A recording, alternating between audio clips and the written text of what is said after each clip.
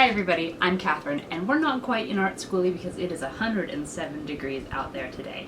So we're staying cool and staying inside, but we'll call this segment After Schoolie. Bad puns aside, today we're going to be doing some macrame. My cat Macchiato loves to hang out in the bus with me, but she loves to also be a cat and get on top of everything. So we're going to make her her own bed and see if not only we can whip up something really cute, but also something really functional. So let's get started.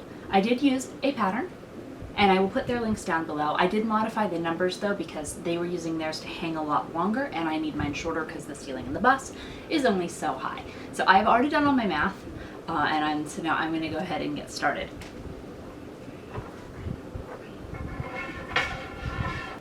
And of course, crafting when you're making something that's for somebody or, a pet or a friend or family that you care about, it makes it all that more special. So I am really quite...